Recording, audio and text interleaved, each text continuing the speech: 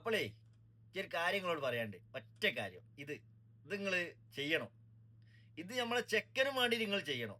അതായത് Aramco tournament of the player തിരഞ്ഞെടുക്കാൻ 8 പ്ലേയേഴ്സിനാണ് ICC തിരഞ്ഞെടുത്തത്. 8 പ്ലെയറിൽ 8ാമത്തെ പ്ലെയർ ആയിട്ട് നമ്മളെ കുഞ്ഞുമോനുണ്ട്. കുഞ്ഞുമോൻ, കേരളത്തിന്റെ കുഞ്ഞുമോൻ. ഏ അപ്പോ ഞമ്മക്കും വോട്ട് ചെയ്യാനുള്ള അവസരമുണ്ട്, പ്രേക്ഷകർക്കും വോട്ട് ചെയ്യാനുള്ള അവസരമുണ്ട്. അപ്പോൾ അത് നിങ്ങൾ എല്ലാവരും പോയി ചെയ്യുക. ഈ കുറഞ്ഞ ടൈം 2 ദിവസം എന്തോ 1 മണിക്കൂറും അങ്ങനെ എന്തോ ബാക്കിയുള്ളൂ. അപ്പോൾ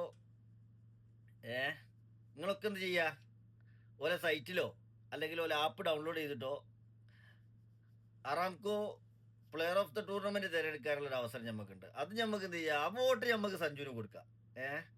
ടീമിൽ 2-3 ആളുകൾക്ക്, ആ ചെക്കനെ പറ്റി സംസാരിച്ച ആളുകൾക്കും ഓപ്പണിങ്ങിൽ ഇറങ്ങുന്ന ആളുകൾക്കൊക്കെ ഉള്ള ഒരു അടി ആയിക്കോട്ടെ, അത് നമ്മൾ ചെയ്യണം.